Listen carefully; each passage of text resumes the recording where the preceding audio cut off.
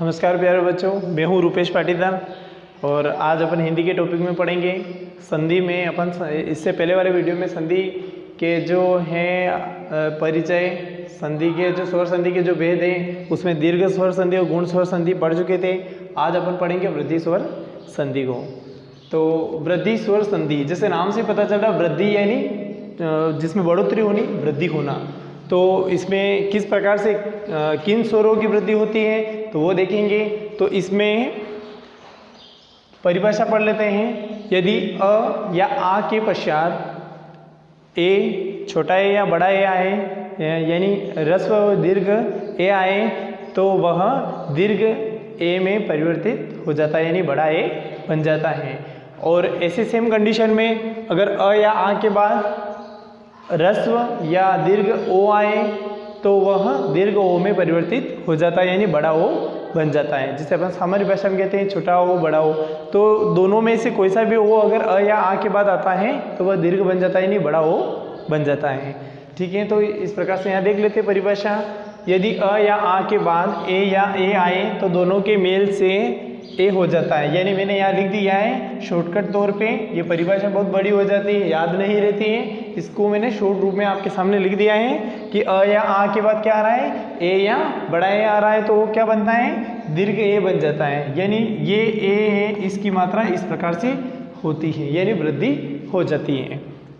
अब सेकेंड इसी में कि अ या आ के बाद ओ या ओ, यानी ह्रस्व या दीर्घ ओ आए तो इनके मेल से ओ हो जाता है, यानी बड़ा ओ हो जाता है, यह दीर्घ ओ होता है। तो इसको भी मैंने यहाँ लिख दिया है शॉर्ट रूप में। अ या आ के बाद अगर ओ या ओ दोनों में से कोई सा भी ओ आता है, या ह्रस्व आए या दीर्घ ओ आए, तो वह दीर्घ ही बनेगा और इसकी मात्रा ऐसे होती है, यानी मात्रा में वृद्धि हो जाती है। ये तो हो गई अपनी परिभाषा की बात। अब बात करते हैं उदाहरण की। उदाहरण ले लेते कोई सा। जैसे उदाहरण बहुत सारे मैंने आपके सामने यहाँ पे लिख दिए हैं, ये सब इन्हीं के उदाहरण हैं। यहाँ पर आपके सामने दो कंडीशन बन रही हैं, फर्स्ट और सेकेंड, दो प्रकार से। और इनके सूत्र में आपको सूत्र बता देता हूँ, सूत्र लिख देता हूँ। सूत्र है जैसे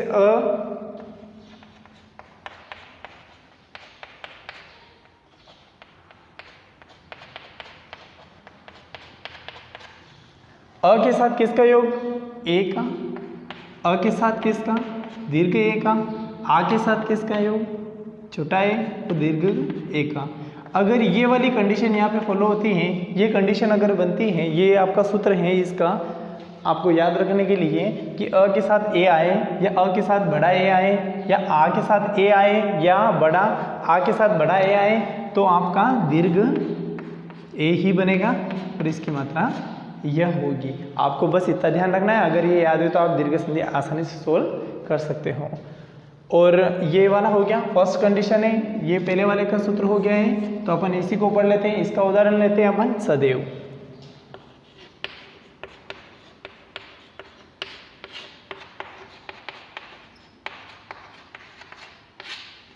एक और पहचान के लिए, अगर आपसे केवल संधि पूछी है कि सदैव में कौन सी संधि है, तो एक चीज़ ध्यान रखिए, क्योंकि दीर्घ यानी दो मात्रा लगी हुई है ना, तो यहाँ पर देखकर भी आप बता सकते हो कि ये कौन सी संधि है। ये यहाँ पर वृद्धि संधि होगी। और अगर एक मात्रा होती है तो कौन सी संधि होगी, वो आपकी गुण संधि हो जाएगी। तो वो पहले वाले वीडियो में पढ़ चुके थे। आज अपन वृद्धि पढ़ रहे हैं, वृद्धि के बारे में ही बात करेंगे। तो सदैव, सदैव का संधि विच्छेद करेंगे सदादन, सदाधन एव बराबर सदैव।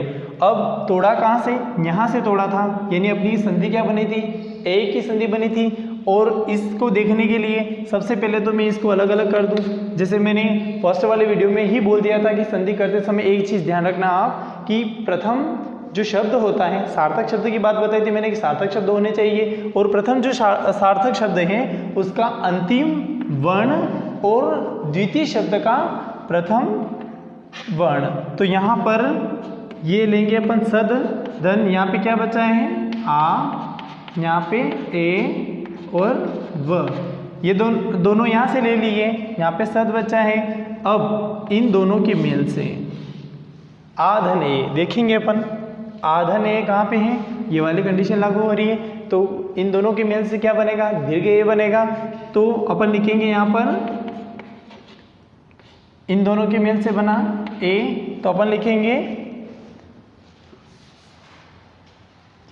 ये बचा हुआ सद था, इसको कौन पूरा करेगा, ये, और इसकी मात्रा होती है ऐसे, तो यह मात्रा अपनों ने लगा दी, बचा क्या था अपने पास व, तो ये आपकी संधि हो गई सदैव। ठीक है, इस प्रकार से यह संधि विच्छेद ऐसे करेंगे। और अगर इसका सार्थक शब्द निकालना है तो फिर मैंने आपको पहले बताया रखा है, उस वीडियो में आप निकाल सकते हो कि यह किसके योग से बना होगा। ये जो कंडीशन है या तो अ या आ के योग से, या ए या बड़ा ए के योग से। जैसे आपको निकाल के बताते हैं सदैव, तो अ या आ से, ए या ए से, यानी इन दोनों की बात करें अपन सदैव किसे बनाए, जो ए आया इसको तोड़ेंगे।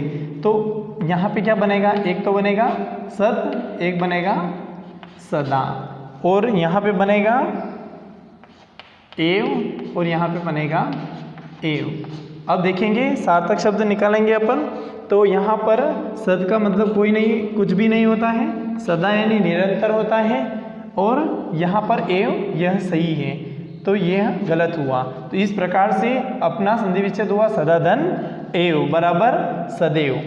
ठीक है, यह वृद्धि स्वर संधि का फर्स्ट कंडीशन का उदाहरण मैंने आपको समझा दिया है। इसी प्रकार से तथैव का तथा धनेव, धनेश्वर्य, महेश्वर्य, इसी प्रकार से आपके और भी उदाहरण बनेंगे। इसकी पहचान के लिए मैंने जो लिखे हैं सभी के ऊपर यह दीर्घ यानी बड़ा ए की मात्रा लगी है, यानी आप देखकर ही पहचान सकते हो कि यह वृद्धि स्वर संधि है। ठीक है, इसी प्रकार से दूसरा उदाहरण भी देख लेते हैं। सेकेंड कंडीशन की बात करेंगे।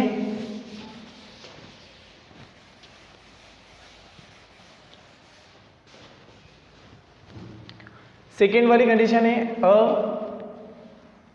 यहाँ पे अ है, अ या आ के पश्चात ओ या ओ हो तो वह दीर्घ ओ हो जाता है। तो उदाहरण ले लेते हैं, जैसे महोज दे रखा है, महोज का संधि विच्छेद करेंगे तो क्या होगा, संधि देखो कहाँ से तोड़ते हैं, जहाँ से दो सार्थक शब्द निकलते हैं, दो उनके अर्थ हो वहाँ से तोड़ते हैं। और यहाँ पर मात्रा देखेंगे, वृद्धि में दो मात्रा मैंने अभी बताई, बड़ा ए की मात्रा हो या बड़ा ओ की मात्रा, तो वृद्धि स्वर संधि होती है। तो यहाँ से तोड़ेंगे, संधि विच्छेद क्या होगा, महाधन ओज बराबर महोज होता है। ठीक है, अब यहाँ से क्या लेंगे, यह हो गया मह, यहाँ से लिया आ, और यहाँ से लिया ओ, और बचा क्या अपने पास ज। इन दोनों के मेल से जो विकार उत्पन्न हुआ वह बना ओ, और इसकी मात्रा ऐसे होती है। तो यहाँ से लिया मह, इसको कौन पूरा करेगा, ओ की मात्रा लगाएंगे इसमें, और बचा क्या था अपना ज, महोज। ये हो गया अपना महोज। ठीक है, महोज। अब इसका सार्थक शब्द निकालना है तो वो किसके निर्माण से हुआ होगा, अ या आ के, या फिर इधर आएगा ओ या ओ। अब ये देखेंगे तो अ, तो यहाँ पे म हो जाएगा, और यहाँ पर मा हो जाएगा, और इधर की बात करेंगे तो इधर ओज हो जाएगा, और इधर